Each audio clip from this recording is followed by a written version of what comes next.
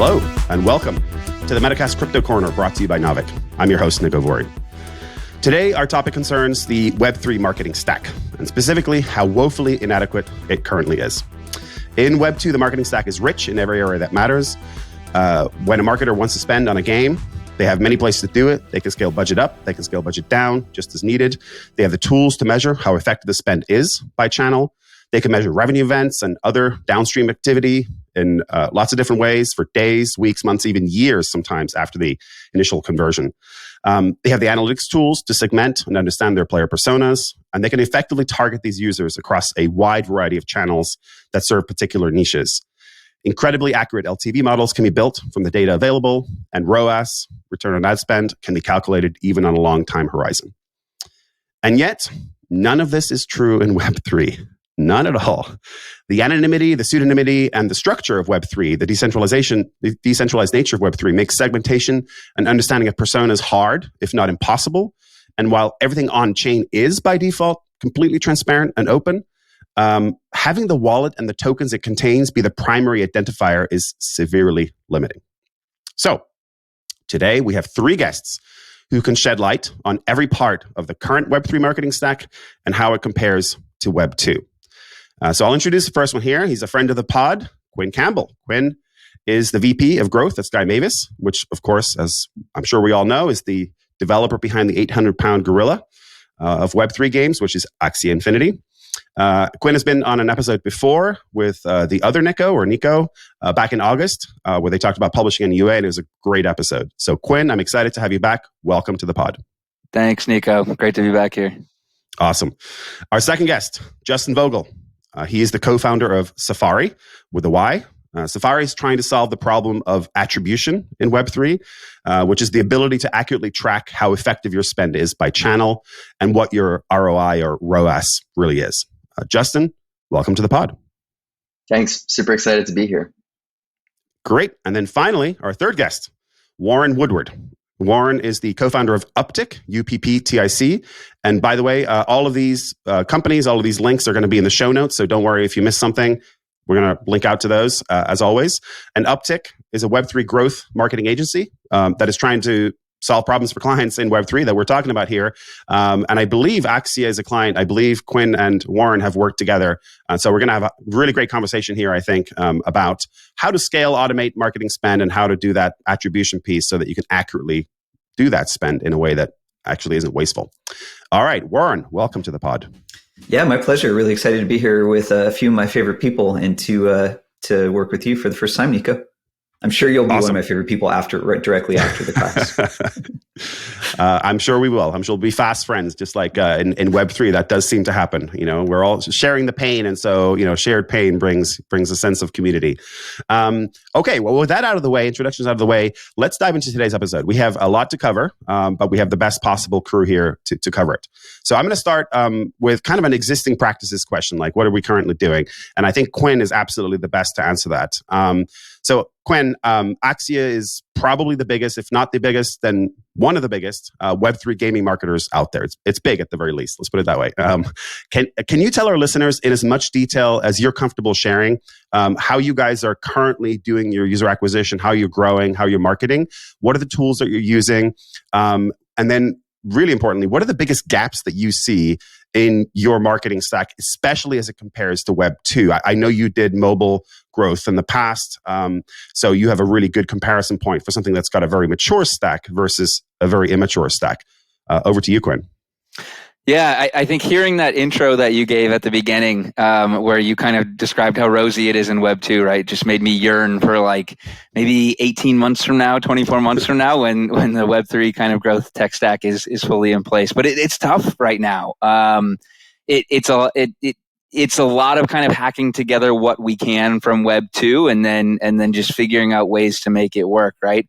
So I think, right, if we're thinking about how Axie really grows, right, maybe this is the best place to start. I think right now we're growing through content creators, and we've built this Axie creator program where we now have about 2,500 Web3 creators in our CRM. We grow through our community, obviously, right? That's kind of how Web3 works. What your community are your co-owners of your network. And, we now have this referral code program with over 5,000 ref codes. And that's kind of a big part for driving K-factor. Then obviously through performance marketing. And that's kind of what we've been building out really under Warren's tutelage for almost a year now. And it's been crazy to get it in place. We're getting very close to having it there. But, like I said, it's been a bit of kind of hacking together different pieces of our tech stack. And on the whole, right, this tech stack that's shaping up, we have attribution. We actually have a couple attribution platforms now.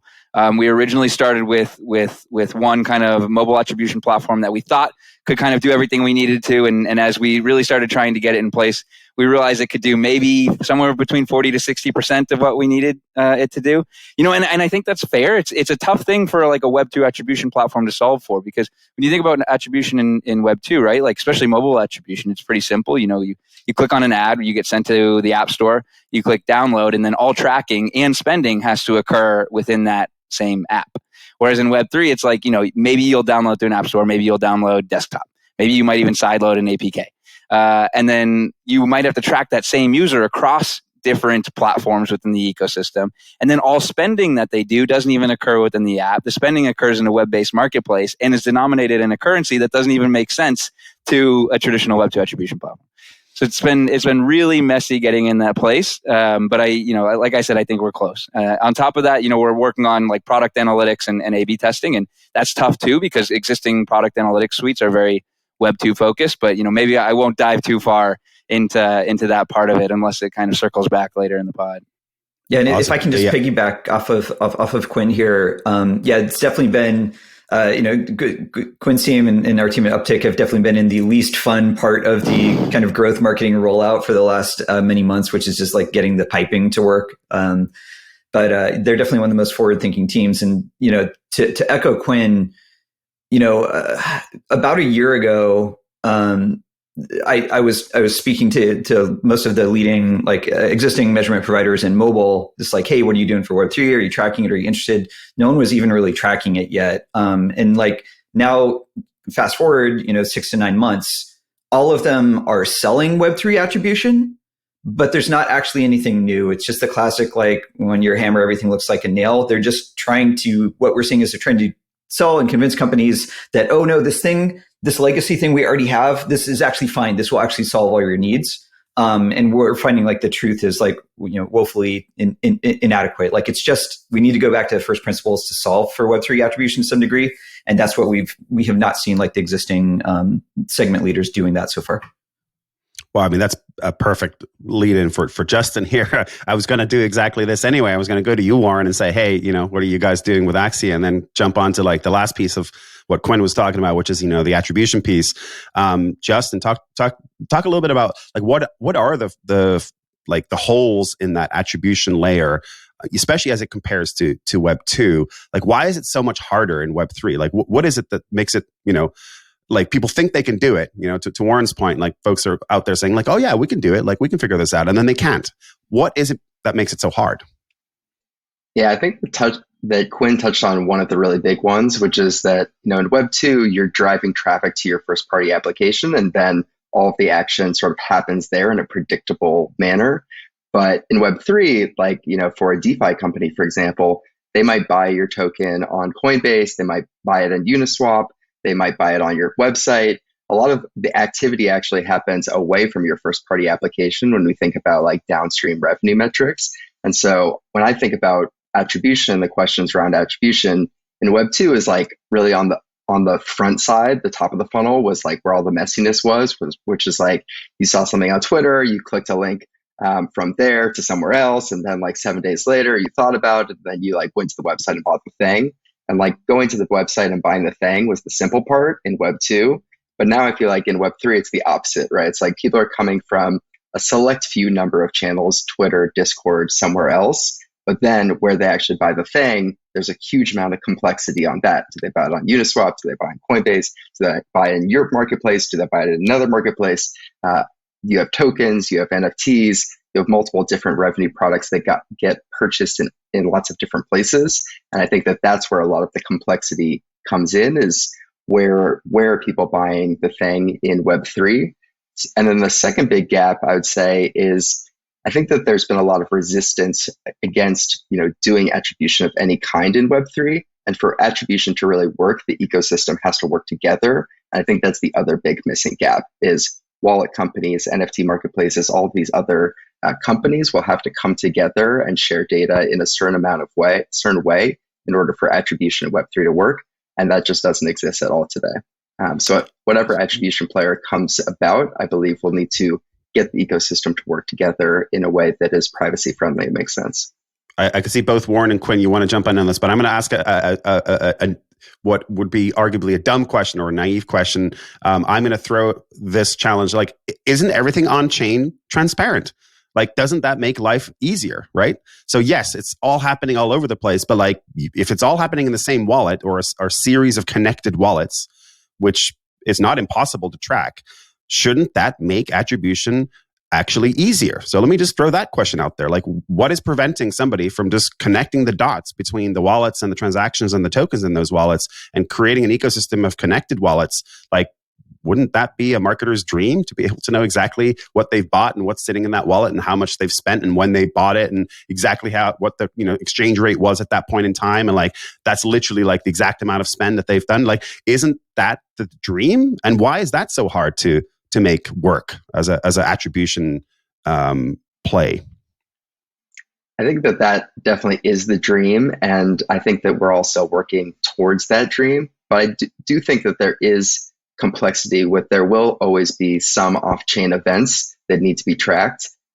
So for example, like, a lot of growth happens in between the sign up and the activation. The activation will be on chain and that's all great, but there's still this, what happens in between that might be captured in some, on-chain apps, off-chain, and that gets lost. And so it's hard to like trace the trail. And I think that some of those types of questions will be made up through partnerships between these different companies in the ecosystem. That's like very, very, very, very missing today. Quinn, I saw you were dying to jump in there on the last one, as were you, Warren. So yeah, go for it. Well, I think actually to that last point, right? I think what Justin is building is super, super cool. I've got a bit of a high level kind of flavor of it in a call not too long ago. But what I'm starting to see too is one project in particular is building like this kind of Web3 CRM where they're actually able to start linking off-chain accounts and off-chain actions to wallet addresses. Which is really, really cool. Suddenly you can see a wallet address and you can see the Twitter account, like most likely linked to that address. And then you can start to really build a pretty robust profile. What they're also solving for too, which really impressed me, is like people having actually multiple hot wallets, and they're even able to identify which ones are their cold wallets. And just through a couple really strategic measurements, they're able to put this together. And once you do have that holistic kind of profile of one person or one like pseudonymous entity, maybe we call them, I think it does get extremely powerful for targeting them, especially in a future where our wallet truly is our sign-on on most websites we're interacting with, even with IRL events as well. I think it does get powerful. We're just not quite there yet because the wallet isn't your ticket for everything. Yeah, at the end of the day, it's just a challenge of how do you make the join. And to your point, Nico, I think if someone were building an attribution provider from scratch for Web3, such as Justin and his team are one team obviously looking at this area, I think to your point, there's actually a lot more tools available versus like going from zero to having full mobile attribution, back in the day. It's just that the existing solutions were built for a different problem. And everyone's just a little late to the game with getting started, or at least like the legacy companies. The point I wanted to add following Justin's initial comments were everything he says is correct. The scary thing is this is still not the full puzzle, because we solve for Web3 attribution. Our thesis uptick is like, the early generation of like huge winners are going to be models similar to what Quinn and the Axie team are doing, which is like hybrid economies where there's free to play onboarding and you can have, traditional free to play gaming, but then layer in Web3 in an opt-in way. So now you have like two disparate data sets. You have to join two disparate economies. And then you factor in cross-platform, which is also where most leading games are going. And you have another set of, traditional mobile attribution is device based and really bad at talking to each other when a user goes cross-platform. So we have these additional complexities beyond just the unique problem of Web3 native attribution, that when you start talking about all these things layered on top of a product like Axie, you start seeing why it's such a headache to just get I put $1 in and I want to know what my return is. Yeah. We'll come back to attribution, I'm sure, because I'm sure we could riff on this for a while, but I want to actually touch on something else here, which is a great place where you just ended, Warren, which is like, I put $1 in. Okay.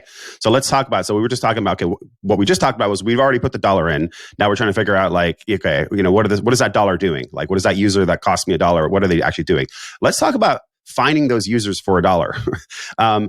We've already touched briefly on it. I think, Justin, you mentioned the fact that like your typical gathering places, watering holes, if you will, for certainly for mobile free to play, it's the duopoly of Facebook and Google and various other ad networks. But it's very different in Web3. People aren't necessarily even on Facebook. They're on Telegram potentially. They're on Twitter, crypto Twitter. They're in Discord groups, and those have really, Twitter. Let's see what Elon does. But, Twitter is hard to target. Telegram is impossible. You can't even really do anything on Telegram. And Discord is like just these little islands, like all individual islands. There's no holistic way of approaching like, okay, here's the entire Discord user base, and here are the different groups you can target. You go one by one, basically, if that's what you're going to do. And really, it's mostly shilling or hiring somebody to go and chill in these groups. So tell me a little bit about, maybe we'll go back to Quinn on this one, because obviously Quinn and Warren, I think you're probably best positioned to talk on this. That $1 that I want to go and spend, where are you going to spend it? How are you finding the right places to go? And what are the challenges that you're finding compared to your kind of traditional Facebook, Google duopoly, plus, gazillion ad networks that are all doing different niche things that you can target? Yeah, so I could start here. My answer might be surprising because, my background is in doing paid UA and performance marketing for a decade, and I generally, my whole philosophy is, use highly optimized, highly measurable spend is, 99 times out of 100 is going to be like your most effective, like marketing investment. Going deep into Web3, I'm actually extremely bearish on any kind of paid marketing of solutions currently on market as an optimal way, because we're going after a very small set of, bleeding edge users, the early adopters.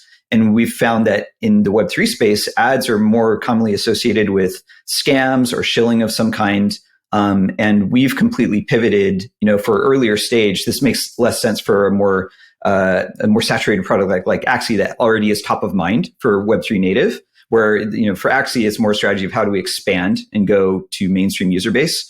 But that's not where 99% of projects are. 99% are still trying to get that small subset of active Web3 wallets. And so for projects in that stage, we actually recommend don't spend that dollar.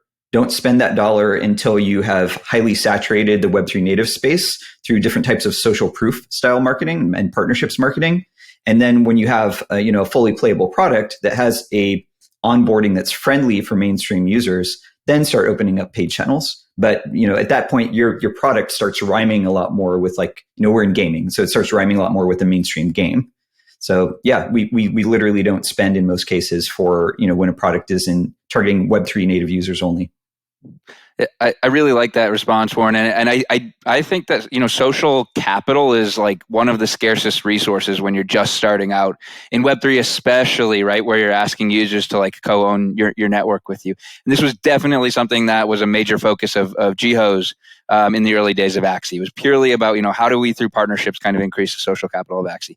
But once you do get past that tipping point, kind of where we are now and the way we're thinking about it, the answer may surprise, but our focus really is actually more on the free-to-play side of Origins and kind of targeting more traditional Web2 gamers. Our thesis is let's bring in as many traditional, Web2 gamers as we can into our ecosystem first, and then it might just be a CRM problem. And so how do we kind of develop this package, this curriculum of outreach that's totally optimized to educate them on why it's so powerful to own your own assets and educate them on, how to open a wallet and actually purchase your first Axies and solve what I think is the biggest existential crisis in Web3 right now, which is how do we, convert Web2 to Web3 users at scale? Yeah, I love those answers. I think that's, as a Web Web3 game dev, that's what I'm feeling. Like we've been holding back on spending on paid for it's an intuition.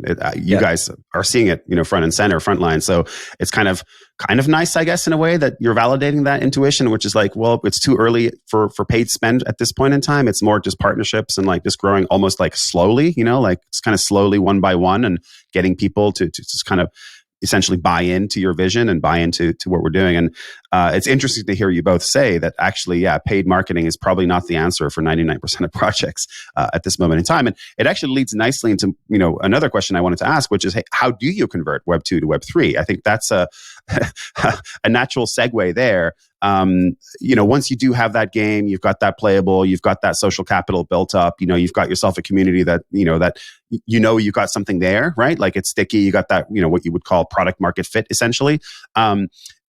Where do you then go? Do you just go to traditional channels and say, okay, let's open the floodgates and go to traditional Web 2 channels and convert them into free to play? And then hopefully we can get a surprise and delight kind of event further down the line and actually measure that just the way we would normally, an attribution win, where like, okay, I now sign up for a wallet because I've got a token sitting in there that I've earned through gameplay and I'm now converting into a payer essentially.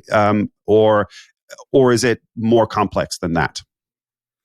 Yeah, you touch on it's well stated as far as like kind of the current state of Web3.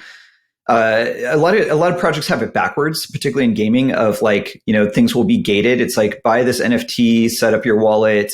Now you can start playing the alpha of our game that will ship next year. And it's like the complete opposite of everything we learned in free to play over the last decade or so, which is like just get people in, get them having fun, and then show them a value proposition once they're having fun. And so, to answer your question, I think it's going to be a bit of a boring answer. If you're going after, mainstream gamers, you're going to be using the established mainstream channels and targeting practices to some degree. What really differs is the messaging and the kind of creative you have to develop to take people on that journey, because it's a different journey than just straight free to play gaming. To Quinn's point, we've really found you have to produce a lot more like educational materials, like deeper funnel materials. And the ad still serves the role of getting people's attention, getting them to take the first step. But then, your marketing creative team actually needs to be working closely with product to say, okay, cool, we've got people in the door. How do we present some educational materials and the value proposition of why you should essentially like upgrade your experience and, take your first journey into ownable digital assets?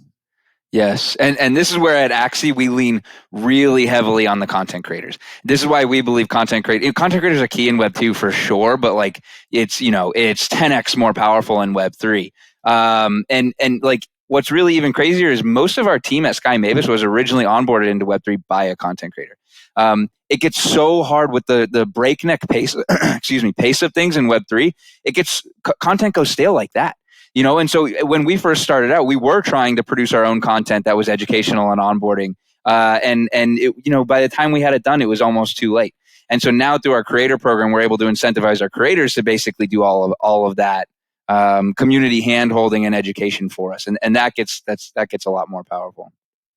So I'm going to circle back a little bit to attribution here for Justin, because this journey from, and we alluded to this earlier already, but this journey from Web 2, free to play, traditional. Oh, Web 3. Now we're converting into something different. Okay, now maybe I have a wallet. Now maybe I have tokens in the wallet.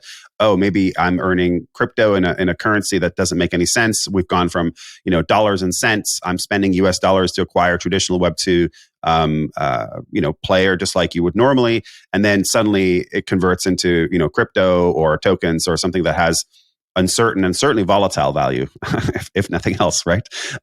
So Justin, talk a little bit about how you guys are thinking about that journey, because that is a very different journey. It in some ways, it's exactly the same as what we're used to, and in other ways, it's completely different because you go from one paradigm to another. It's almost like you're crossing a chasm. I mean, you're not getting red pilled because it's you're there for the game. You're just there to play the game, but you're kind of crossing a border essentially from one country to another, and suddenly the currency is different, right? You're going from US dollars to euros or whatever, the analogy, and even more than that. It's like you're going from I'm not carrying any luggage to suddenly, oh, I now have a token, I own this thing. So how does that change the equation? How does that change the attribution? How does that change the LTV calculations as you're getting these downstream events? Like, do you suddenly cross a border into, oh, this person, this player is much more valuable?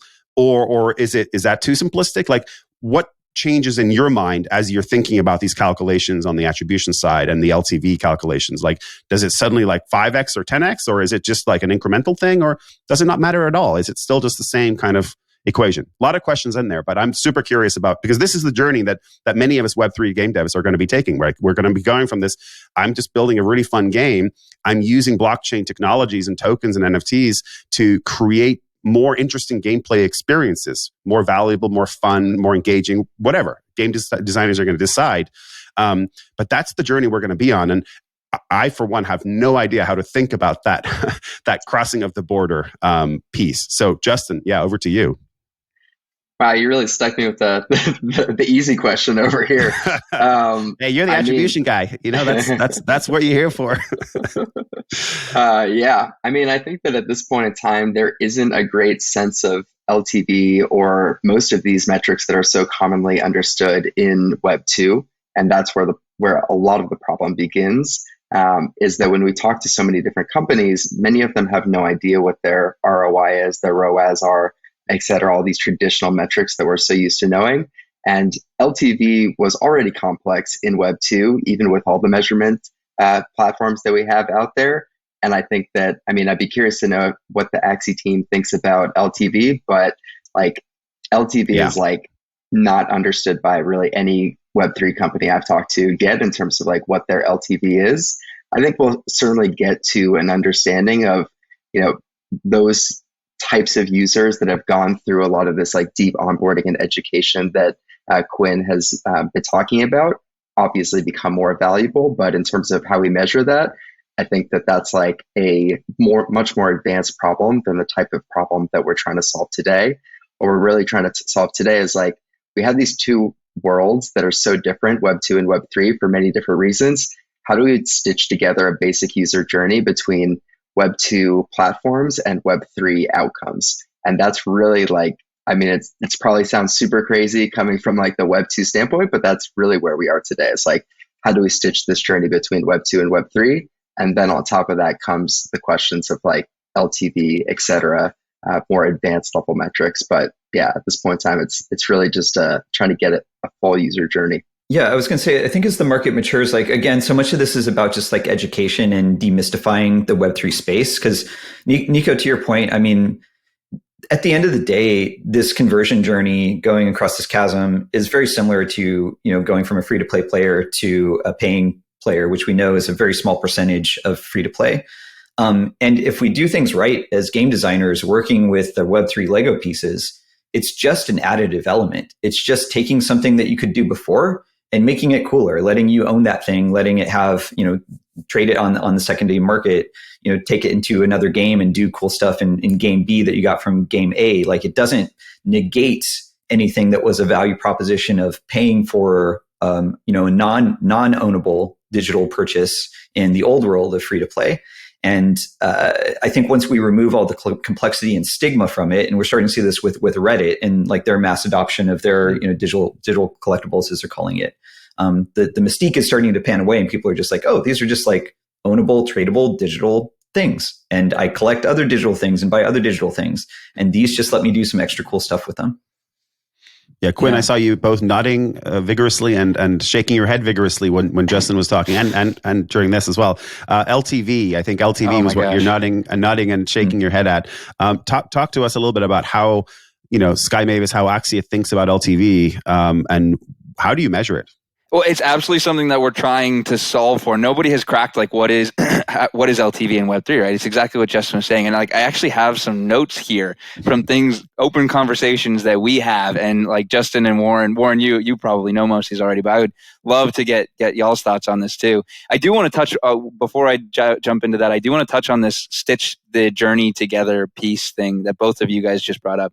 It's so critical. And Warren, you're right. In theory, the theory of it is no different than this user journey that we have in like from free to paid in Web 2, right? Except now maybe it's like guest free to registered free to NFT or something like that. And there's paid IAP in there as well somewhere. So it's a funky nonlinear path, but right. The theory is there. We've just spun up this conversion rate optimization squad at Sky Mavis specifically to try to start to answer some of these things. Anyways, on the LTV piece, right? Some things that we're struggling with. First of all, I think a lot of these media partners have like 30-day postback windows. And if we're capturing a Web2 user and then working on converting them to Web3, they may not purchase an NFT for 45 days. Now, obviously, there's kind of predictive modeling and throwing the kitchen sink at it, figuring out what kind of key events early funnel are most correlated. And I'm very bullish on that, but I actually have kind of a back and forth with another teammate internally who wishes he could be bullish on it, but isn't. I would love to pause there and Warren and Justin hear your reactions and thoughts around that. Yeah, it's a good point, Quinn, because I'm speaking more idealistically. The truth is, the user journey sucks today. It's miserable, for even the best products in the space to have your first Web3 experience. So yeah, there is the reality of what do we do today versus the ideal of in theory, it's just a value add, but we put it's such a high bar that people have to jump over to have their first experience today that really is a pain point. And the goal is that, my mom, right, who's 60 something, don't tell her I said that, and plays Candy Crush, should be able to convert to Web3. And we'll get to that point, but it's going to be a heck of a lot of optimization to get there. Sorry, Warren, I totally jumped in on you. No, it's all good. Nico, I'd love to kind of go to you for your thoughts here too, because obviously you're looking at this problem daily, right, with some of your personal work, right? Yeah, absolutely. As a Web3 game dev, everything you guys are saying echoes, but I think Justin probably said my sentiments the best, which is we haven't figured it out yet. That's the TLDR. We haven't figured it out yet. In some ways it's amazing in Web3, as a game dev, we've gone down the path that Warren said we shouldn't, but that's okay. Mistakes are made. Mistakes were made. Where we started out with nobody can play our game unless they own, one of our NFTs. We recognize that is limiting. And so in some ways it's great because it's kind of a Kickstarter on steroids, and you've got an incredibly passionate community who's truly is there to play the game. They want to own these NFTs. They want to be part of this community. They want to be players of this game. But on the other hand, you're limiting yourself just to people who are prepared to drop, a reasonably large amount of money on something that's not a finished product yet. And so that, to me, when Justin says hey, what is the LTV of your players, or how do you think about the value of your community? Well, it's very hard to say because they're all payers. You have 100% payers, which is oh, yay, we have 100% payer conversion. Well, I'm sorry, that's probably not going to scale when you go free to play and try to do that conversion piece. So we don't know. Is it going to be the 1 to 3% it is in free to play? When we we're ready with the game and we open it up, or is it going to be higher because there is a notion of ownership? And I don't know if any team working on this has yet figured out are conversion rates higher because there's digital ownership, or are they exactly the same as they would be in free to play because it's just another conversion event, right? I think Warren and Quinn were talking to this well, it's just a payer conversion. It's just a slightly different kind of payer conversion, but it's just a payer conversion. So I think the jury's out. I don't think any of us know which way it's going to go. Are the conversions higher because of ownership, because of this, potentially we call it being more spicy, a slightly spicier game design because you've got tokenized economies, you've got digital ownership, it's a little spicier than your kind of normal food? Or is it just the same? It's just a payer conversion event, and people who would normally convert to payers in free to play will do the same in Web3, and that's just the way it is. Yeah. So that's an unsatisfying answer because it's I don't know. TLDR is I don't know.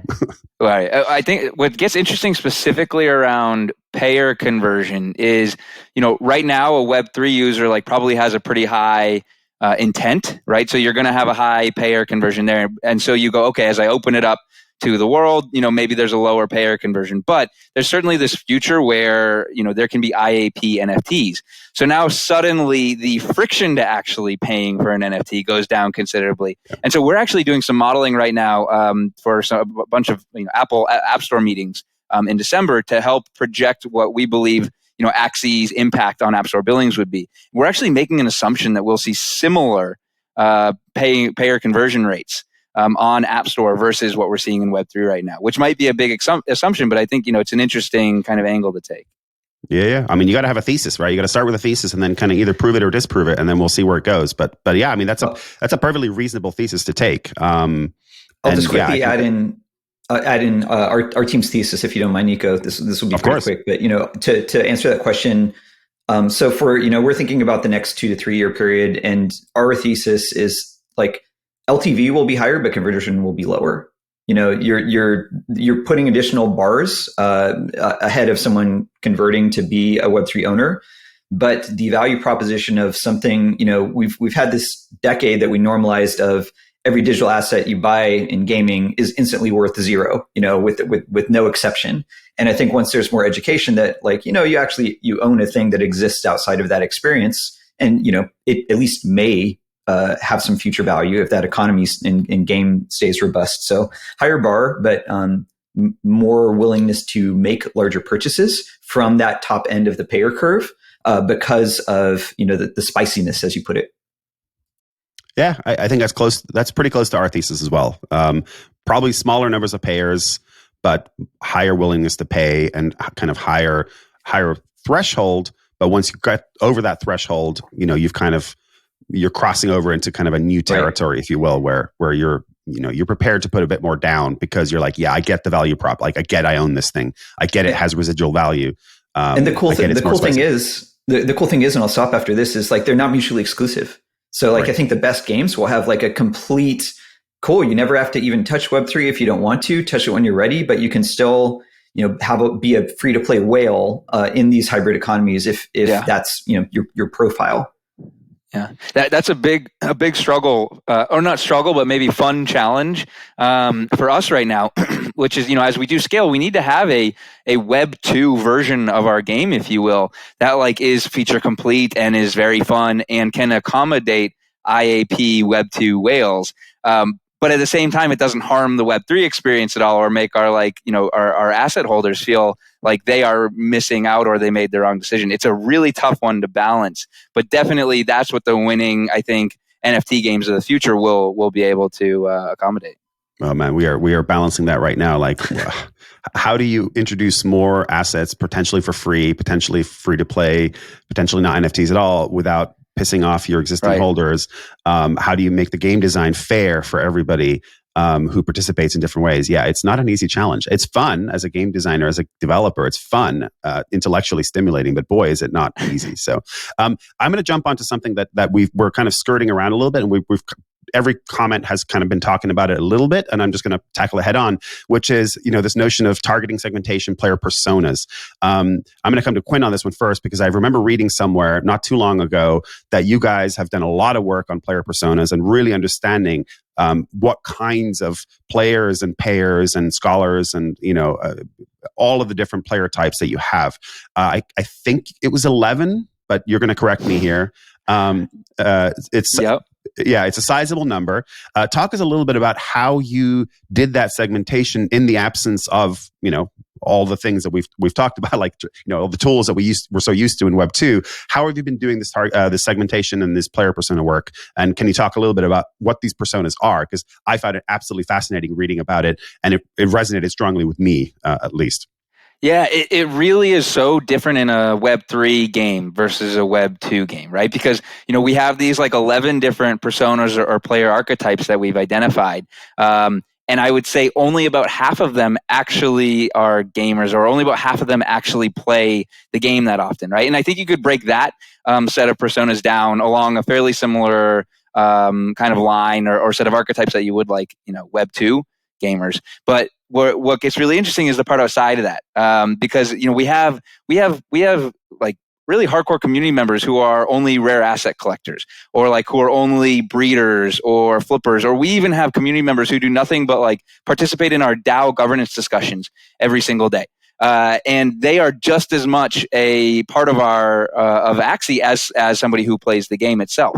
Now, what gets really hard on the assigning value to them side of things is, we almost think about there's two different types of LTV in our ecosystem. It's an instant LTV, which is really a traditional LTV measurement, and a latent LTV. And if let's say, Nico, I go and I acquire you through performance marketing, and maybe you don't actually spend in Axie, but you end up LPing a sizable share of tokens in Katana are DEX. Well, you've definitely added value. You are LTV positive in some way to the Axie ecosystem, but we have no idea how to measure that at the moment. The other piece too is on the games themselves, the gamers themselves. There are now like scholars. That's an archetype that doesn't exist in Web 2. And scholars can be a tough one because there are ways that they are positive to the ecosystem and there are ways that they offer like incredible growth channels, but they can also be LTV negative in that they are extractive. They're extracting value sometimes from the ecosystem on the whole. So there is this new balance of actually player archetypes that exists as well. I'd love to hear your thoughts on that, actually, Justin, because this once again is one of those areas where understanding like a conversion event, into something like a scholar, or a conversion event into something like a DAO, active DAO member, or something, an LP, like those again are just these really wacky events and things that just don't really exist. There's no analogy for those in Web 2. And that's where, again, we're talking about, or I was talking about, crossing from one country to the other. You're talking a different language, you're using a different currency. This is not monetary, but this is incredibly valuable. And I agree with you, Quinn. Like, we have a similar situation where we have a whole bunch of people who are just sitting on the sidelines. They're not holders. They're in the Discord. They're active. They're chatting. They're excited about the game. They're waiting and seeing. And they're net positive. Oh my, right. They're a massive net positive, but they haven't converted yet. They may never convert. They may just be there for the community, but we wouldn't want to lose them at all. Like, right. They're amazing. Like these are people that are just a net positive every step of the way, every single day. In some ways, more so. Right. And you might even buy more of them if you could. It's right, crazy. Exactly. And so that's why I want to jump on Justin here, because that's just one of those things where, like, how do you measure the value of that? How do you even start thinking about measuring the value? Like, I certainly don't have the answer at all. I think that this I give you all like, the easy ones. I give you all the easy ones, Justin. I think that on the measurement side, I think, what we're really talking about here is like, how do you measure the value of community? And a lot of these personas fit more into community than into the people who are actually purchasing with like revenue dollars. And I think that, attribution will take care of the people who are actually purchasing. But I think that there's like a larger existential question here of like, how do you measure the value of community, especially when community-led growth is such a core channel to so many of these companies? And honestly, so for me, like, we both have the attribution products, but we also manage our own community. And we actually started as a community. So we built a community of Web3 growth leaders back in February and have been engaging and nurturing this community over time. And there's so many interesting positive outputs that come from a community that I think you'll just never be able to measure. That really impacts your brand in very positive ways. There are probably lots of these scholars that are interacting within Axie's ecosystem. They're creating friendships together and like sharing the brand in lots of ways that are very a-traditional. And we see the same within Safari's community as well. Like, Safari, a member told me recently that they used Safari as a talking point in one of their interviews to get their first Web3 growth role. Our community does not exist to get people jobs, but like, that is a powerful brand mechanism that this person had this really positive experience through learning in our community, from learning from other people, and they're going to remember that forever. Lots of other ways in which Safari advances people's careers that aren't necessarily like core value, but really increase the brand share and brand importance of our company and our community and the ecosystem. I think that those types of things will always be inherently difficult or maybe impossible to measure. But I think that this is kind of like where Warren was talking about too, in terms of the early stages are really about building that social capital. And these types of community non-measurable experiences do go far in measuring that social capital. And then we layer on more attributable elements on top of that as we scale, I think is how a lot of these projects are going along. And if I can chime in here, one thing that our team has been experimenting with, and for context, like half of Uptake is like our engineering and product side. So it's very like mission-driven development, where it's just like, what are the problems we're solving? How can engineering and automation help solve these? But we're actually trying to play with how can you do targeting when you're doing community and organic marketing, and how can you quantify quality. So some tactics that we've started experimenting with, and this is not fully productized yet, but essentially like in lieu of traditional targeting, like essentially like a community scoring system. So if you think about all the Web3 based communities and you're growing, we focus in gaming. So say you're growing a match 3 game, that you would then, have 20 scoring criteria. And then you would process that. It might be like, how is this a gaming community? Is it a similar art style? How do they have like a certain Discord engagement metric? And so essentially, like, this is kind of your proxy for targeting, is like how relevant is these potential partner communities. And then once you start doing partnerships marketing with them, you can start measuring like, okay, well, which communities did we have an AMA with? Which ones did we offer like a higher tier of incentive to work with us? Which ones did we have a community advocate inside? And we've been measuring things like obviously, who comes in from different communities, like where are we getting more people into our games, but also what is the quality of these? You can measure retention in the Discord of your project. So like in our last big push for a game, OK Bears was a really hot project at the time. And our partner really wanted OK Bears people in their game. We found that they were, out of like 30 communities who worked, they had the worst retention of any community.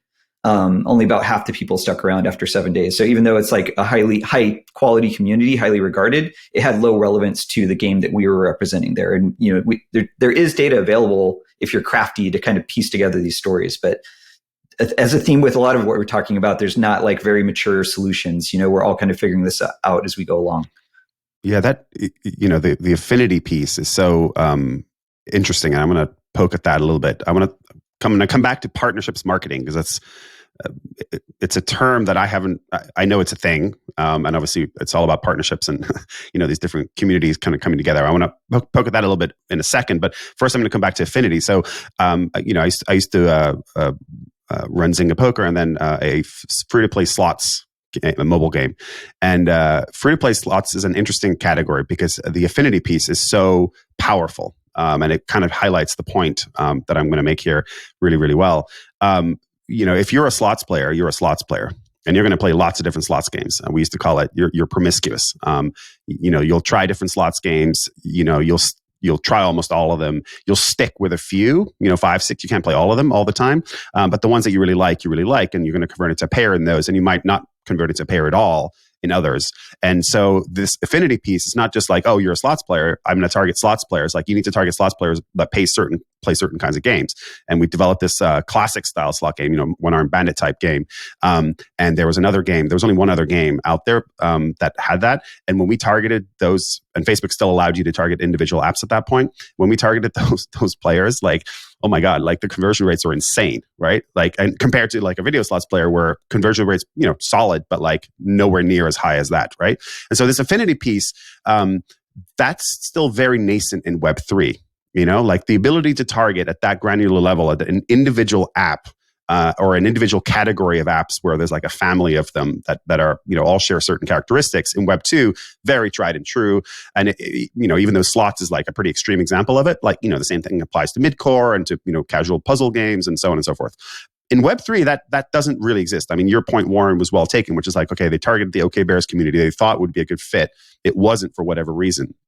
Talk to us more, and maybe I jumped to Quinn on this one because I'm sure you guys have done a whole bunch of this. Like, try to figure out like what characteristics do successful Axie Infinity players or Axie community members share with other communities, and how do you go about targeting them? To kind of fit one of those 11 personas that you've identified, like, and you want to bring more of those folks in. How do you think about affinity to your product? What makes for a good affinity for Axia? Yeah, I think affinity is very powerful, right? I don't think there's quite a way to do it yet at scale. I think it's a bit of a concierge kind of onboarding process when doing it, which actually works really well for in the early days of a Web3 project, right? When you're kind of first building, when you're finding the first 10,000 co-owners of your network, you almost want to be kind of white glove with who you're onboarding. I mean, we actually had an example. I think affinity is a great way to put it. Vampire attack is another way that I think it can be put. In the early days of Axie, right, not long before our first land sale, a bunch of team members, a bunch of Axie team members went and became very active in another project, very well known for its kind of land NFTs, and obviously had a number of landholders there. So, we knew that was a place that had many landholders. And at the time, nobody knew Axie had a land sale coming up. And so, we got very active in that Discord and started saying, hey, anybody from this Discord who wants to come join Axie, for the next 2 weeks, we'll get 3 free Axies for joining. And so, nobody in that Discord really thought much of it at the time. A bunch of new people came over. They were gifted the 3 free Axies. I think there's a lot of power in gifting too. There's a little bookmark there. Anyways, 2 weeks later, we announced our first land sale, and we had these kind of high intent landholders from another project, this affinity there, who we knew would be really good fits. A number of them actually never ended up going back to that project where they first came over from, and many of them are actually still our biggest kind of landholders today, and like have become our whales building alongside us. So there is a lot of power in affinity. I just don't think it's at scale yet. It's more of this kind of white glove service. Yeah, is that something you guys are doing, Warren? Like, obviously you are, at least on a kind of a handhold basis, but like, is this something that can be programmatically done? Is there a way to identify different communities in Web3 that share certain characteristics that you'd be like, hey, client A, like you should go to B, C, F, and G because they have great affinity to you, but don't go to E because E is not a good fit. E is the OK Bears equivalent of like, that's not, they look good, they look sexy, but like, that's not your fit. That's not your community. Yeah, we're a really long way from this being able to be done programmatically. Like whereas in the traditional UA space, so many of the leading channels have evolved to some level of like hit the big red button and pray. Of just like the algorithms are so advanced, they can do 9 times out of 10 a better job than a UA manager micromanaging to try to achieve a similar outcome. Even when it comes to targeting, you're just using a AAA campaign rather than like carefully selecting a list of, target games. For Web3, it's still very human-based, very relationship-based. But you can optimize it. To your point of the white glove, that was one thing we've been trying initially in some of our earlier like partnerships pushes. We've just identified like, oh hey, someone on the team is actually like really well known in this community. Why don't we have them kind of go activate people when we have the partnership offering? And when I say partnership offering, that's usually in case like allow list spots. Or NFT raffle, it's some entry point into your ecosystem, and we found like an immense uptick in activation if we just had someone in the communities when the partnership was announced of like, hey, we have allow list spots available for this game. If someone was just like, hey guys, I'm in this new game, like let me know. Do you have any questions? Like this is why I'm excited about it. Not shilling it, but just basically being like, guys, I can give you more information here. I'm excited about this. Like, let me know if you have any problems joining, if you don't understand the project. That had a huge increase. And like our top retaining communities were all communities where we just had that simple step of an advocate. Maybe it took 20 minutes total of that person's time. So to Quinn's point, it is still very white glove and manual, but it has a huge impact versus just like a shill or a giveaway of allow list spots. So, one of the things that's coming through this hour that we're spending together is, the topic of today is, building the Web3 marketing stack. And to me, it sounds like the Web3 marketing stack obviously has a lot of tech that needs to be built. And we're going to get into that in a second in terms of like the actionable, like here's what needs to be built. Here's what we're building. Here's what, others are doing that's interesting and necessary in order to get more programmatic, more to scale, more less manual. But it sounds to me like the current Web3 marketing stack is maybe even less tech, more manual labor. Doing a lot of this, hand holding, doing a lot of the community identifying, just manually partnership marketing, gifting things to individuals, to influencers, to people who might be a good fit, but you just don't know. There's no real way other than to like, hey, I saw this guy saying this thing in this Discord. Like somebody should reach out to this person, right? Like, is that fair to say? Like, are we still at that stage where yes, the tech needs to be built, and we're going to talk about that in a second. But is it very much like it's so nascent that we're still just doing these things kind of, person by person, community by community, and not really at scale programmatically? Yeah, I can take that one first. I think we're still, since we have on our community side, we see hundreds of different growth leaders doing different things across verticals. And where we're at today, I believe, is just still highly experimental. And that kind of goes back to my point on attribution is when we think about what is the user journey across different Web3 projects, it's still so different, right? Like Axie is obviously the furthest along, has like much more sophistication in how they think about their user journey and their personas. But most companies are still trying to figure out what their user journey exactly looks like. And until we get to that point in time, it's really hard to get to the next step of being able to build like, okay, now we know that the user journey is this. Here's the like tools that we'll use for onboarding. Here's the tools that we'll use for like segmentation and like other things. Those things are being built, and I'm excited that there are a lot of different projects building in this space. And self mini shill is we recently put out a Web3 map of all the growth technology companies building in the space, around 80 teams. But the interesting thing about those 80 teams is almost every single one of them started building in 2022. So like that's really where we're at today in terms of the maturity of the Web3 marketing and growth stack. Yeah, we're kind of in our like deconstruction phase. So, for our team, when we think about growth marketing, we always break it down to 3 pillars, which is user acquisition, which you could say is just, kind of the operational piece of managing channels and optimizing them. Creative, which is, the messaging, the fuel for the machine, and then the analytics and data around that. And we very much believe it's still those same 3 pillars in Web3 marketing, but you kind of have to deconstruct and rebuild. So what we're finding is like, stage 1 was just like, forget everything just go back to like, if we're building from scratch today, what is the right way to do each of these 3 pillars? And then what we found is as you kind of rebuild that stack, you say, oh, actually, we can use this existing tool here. We can easily automate this segment here. And like for our team, we feel like we're kind of like halfway through building that stack. And it's both through stuff that our engineering team is building, but also having conversations with teams like Justin's that are like laser focused on solving key parts of the problem that you can slot into your own stack. Well, my only thought is, Justin, I would love to see that that map that you put together with the 80 teams building. That's very cool. All right. So in the interest of time, let's talk about actual tech being built. We've talked a lot about kind of the problems, and, these are not new problems. Most people building in Web3 and even in Web2 kind of are familiar with these things. And the basics, I think, still hold true. You need to understand how you're spending your money, and are you spending it wisely, and what these players are doing, and what is their LTV. And so therefore, what is your ROAS? That's the ultimate kind of, as a marketer, certainly as a performance marketer, that's what you're looking to do. Sounds like we're not quite there yet in Web3. So what tools need to be built? What are you guys building? Just want to hear more about the ecosystem and, learn more about these 80 companies that you're tracking, Justin. What is everyone doing? What are the interesting tools that are being built that you think are, they don't have to be game changers, but, are going to solve some of these problems in the Web3 marketing stack? Why don't we start with you on this one, Warren?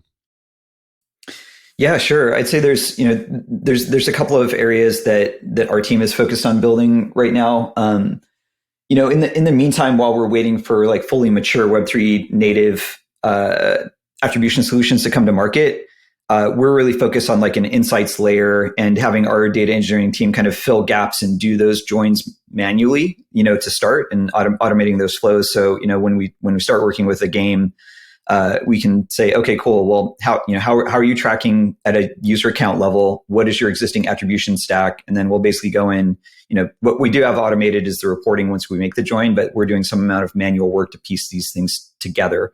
Once, solutions like, what Justin's team is building, like Spindle, like some of the other Web3 native, I think that part of our work will become less important. But then once you have that data, a lot of it rhymes with Web2 stuff of like predicting LTVs, measuring ROAS, yada, yada. So that's like one area we're really focused on is like bridge solutions there. The other is for this early stage partnerships marketing. Now that we have some proof of concept, established a playbook, how can we automate like, generation of Discord tracking codes? How can we automate measurements around which communities have joined, the quality of those communities? And launching like a Web3 native partnerships marketing module. Like we always just build the stuff that we want to use. So like we're in the process of like, cool, we know what we want. We're prototyping that. There's not an existing solution. So I'd say those are the 2 parts. How can we do Web2 style marketing for the performance piece? And then how can we make kind of some new bespoke tools and automated process for partnerships marketing, which has a more prominent role in Web3? Justin. Yeah, we've definitely seen, one, to Warren's point as well, at this point in time, we need core infrastructure like attribution, but also messaging, some Web3 native ad platform, Web3 native communications platforms to come about in order to do some of the things that are a little bit more traditional, like Web3 ad networks. What we've seen from this map, at least, is by far the most builders started in or are still in the analytics space to some degree. Though a lot of the elements of our map, have some natural overlap, and I think that's also due to the natural maturity of the market today. Is everyone that's building some kind of like Web3 growth, Web3 marketing tool is trying to solve a slew of different problems for each of the companies that they're involved with. So they're probably trying to take on some community automation, some analytics, some rewards, all in one platform. And obviously, we know like as the market matures, people double down into like one specific area. But right now, everyone's trying to tackle everything on behalf of their clients. We've seen CRM as a space and a category has been the fastest growing segment in the last couple of months, and I think that that's because for two reasons that I think about. One, a lot of these companies started in the community automation space when like community was like all the rage during the bull market. And as some of the things that we talked about earlier of like the real power of communities is like not that easy to measure. And the things that are easy to measure aren't that interesting to look at in terms of like data. I think a lot of these companies that were community automation started pivoting to CRM. I think they probably pivoted for that reason, part one, and they probably also pivoted because like when you think about from like a VC standpoint, like who's the winner of community automation? Like it's like, who knows? Like community automation, community-led growth is like the new thing. So there's no like giant like behemoth gorilla player yet to look to and say like, I'm going to be the this of community automation. When you look at CRM, then you're like, I'm going to be the Salesforce of Web3. I'm going to be the HubSpot of Web3. And suddenly your like value prop and value add to investors becomes a lot more exciting. So I think that's another reason why a lot of these teams have started pivoting into the CRM space, because it's also something that you can do now to a degree. It'll definitely be helped by messaging and attribution infrastructure, but it's still solving a need today that certainly exists even without that infrastructure in place. Justin, that's really interesting. So does Web3 CRM / community automation, is that basically like wallet-centered CRM profiles plus Web3 channel marketing automation? I think that that's where we're headed. Where a lot of community automation started was really like, how do we do your like Discord analytics, Discord automation, those types of things. And then as the space has matured, they're starting to like add in on-chain data to like complete those profiles. And that's when they move sort of more into the CRM space than just like pure, like we're going to help you with your Discord analytics. Well, I would actually love to get Warren and Justin's thoughts on two things. There's, I'm seeing a lot of like quest-based kind of growth tooling being built and being pitched. And I've also seen one or two like soulbound token-based growth projects as well. Mm-hmm. Are you guys seeing much of that in market? What are your reactions to those things? Yeah, I can start there. We just launched a partner who was doing exactly this, and there's both a cost and a benefit. Like on one end, we saw at first glance, like by having sort of a quest-based system and soulbound NFT that'd be earned before you could get access to certain benefits in the project or even just being part of the allow list. A lot of people just shunned it. It's almost like analysis paralysis, like this is extra complexity. I don't have time for this stuff, especially in the bear market. But once we found was like, once we lowered kind of the entry point and made it easier for people to start getting involved, it really helped with engagement of people actually, similar to free to play. Like the count of people doesn't matter. It's like, what is the quality and activity level of those people? So we've seen those kind of quest-based systems have a lot of benefit there, but it kind of hurts your top of funnel if it's not really refined. All right. Well, I think we are coming close to time here, and I want to respect your guys' time. So we're going to have to wrap it up there. There was a lot more I wanted to talk about. I wanted to talk about airdropping into wallets, like as an ad tactic. We didn't talk about that. I'm super curious about if that works or not. But we'll have to come back, and you guys are welcome back anytime. This was an amazing conversation. I learned a lot. Hopefully our listeners learned a lot too. And TLDR, we're so early. I know the cliche is cliche is there, but it's so true. It's so true across the board in terms of where we're at as an industry. So we're going to wrap it up there. I want to say a huge thank you to Quinn, Justin, Warren. Thank you for coming. Thank you for your insights. It's been a real pleasure. Some leading minds here. We're going to have links in the show notes to everything you guys are doing. So be sure to check it out. And so just want to say big thank you to Quinn. Oh, definitely. Thank you very much, Nico. Big thank you to Justin. Thanks so much. It was fun. And thank you to Warren. Anytime, Nico. This was great. Loved hanging out with y'all. All right. And also a big thank you to all of our listeners. We will be back next week with more interviews, more insights, more analysis from the weird and wonderful world of Web3. Until next time, friends, stay crypto curious and feel free to send me any questions, guest recommendations, any comments. My email is nico@naavik.co, and you can always find me on Twitter @NicoTheFin. DMs always open. And with that, until next time.